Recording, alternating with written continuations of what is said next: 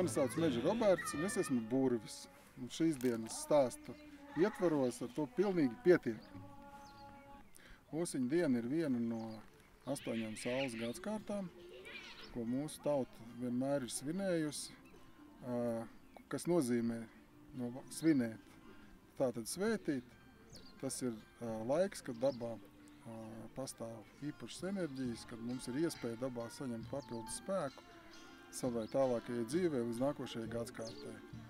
Tātad tas, ko mēs šodien šeit darām, mēs ņemam spēku un godinam ūsiņu kā mūsu sentēvu, kā mūsu gaismas dievību, kā saules vedēju.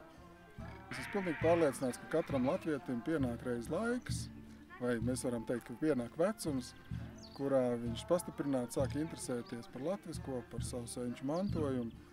Tā kā mēs dzīvojam pasaulē, tad notikšanu šeit pasaulē praktiski visus ciklus, gan lielus, gan mazus, nosaka saule. Tā kā viņa ir veidojusi pasauli, viņa arī kustina pasauli. Gal galā mēs taču pasaulē dzīvojam. Tāpēc ir ļoti vērtīgi, ja izdodas saskaņot savu dzīvi ar sauli. Un gadskārtas ir viens no veidiem, kā saskaņot savu dzīvi ar sauli. Ja cilvēks svētī visas 8 gadskārtas, viņš līdz ar to saskaņo savas dzīves ritu ar saules laiku, ar saules ritu. Un neapšaubām tas uzlabo dzīvi. Pat varbūt acīm redzamāk nekā sākumā liekas tam vajadzētu notikt.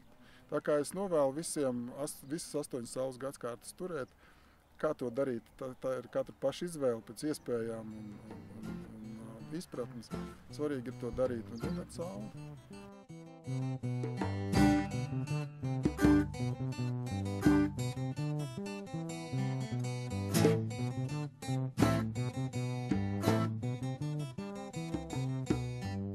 Mans novēlējums cilvēkiem ir ieskatīties apkārtējā pasaulē.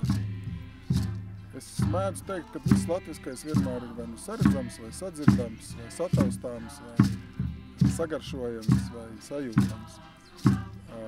Pasaule pati mums rāda ceļu, pasaule pati mums vienmēr saka priekšā. Mēs pareizie risinājumi vienmēr staigā mums blakus.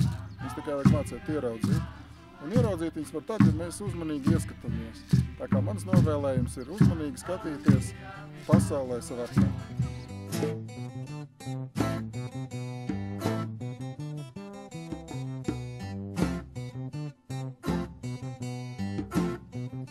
Pēc personiskās pieredzes es zinu, cik grūti ir dzīvot prom no savas dzimtās zemes.